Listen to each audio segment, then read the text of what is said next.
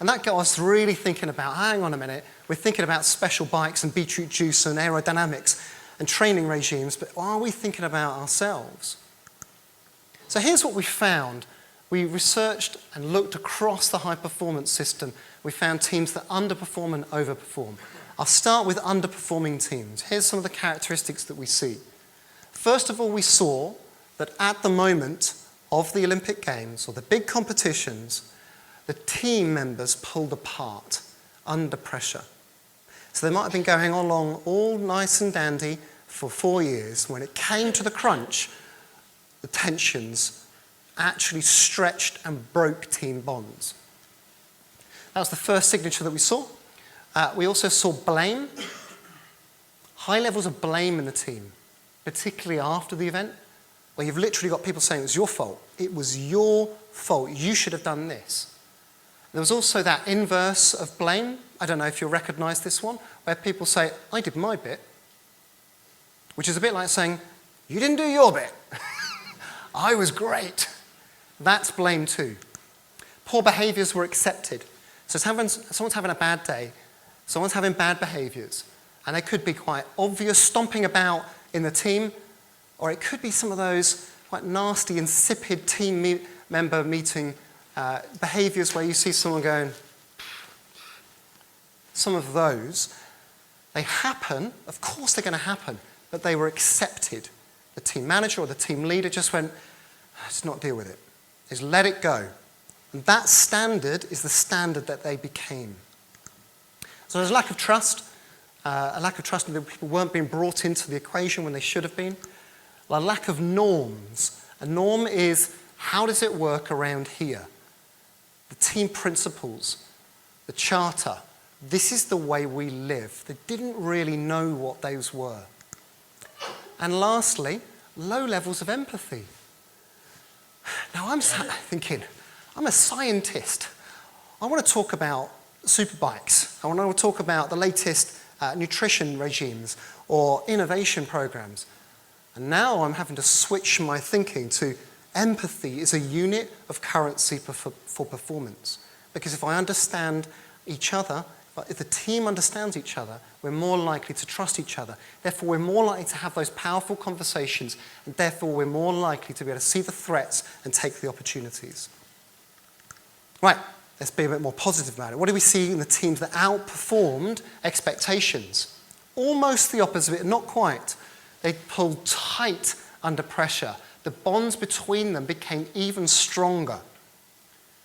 Even stronger still. They became almost like a siege mentality at the moment when it really mattered. High levels of trust, indicated most starkly by, you don't have an expertise that's relevant to this project, but I would still love your input. Spontaneously bringing other people into the equation. Collective accountability. So you heard things like, we won or we lost. We were in this together. A keen, strong sense of the norms, either that they had worked on those norms, the way that we want this to work, or they had arisen organically. And a term called psychological safety, which is knowing that you can take a risk, that it's not going to come back and bite you. Feeling free and safe that actually you can take a risk with all the various different measures and accountability associated with it. And lastly, high levels of empathy. When we asked these teams, what do you know about each other? They talked about, well, I remember chatting over coffee and I'd heard they're into cats or motorbikes or wine or whatever it might be.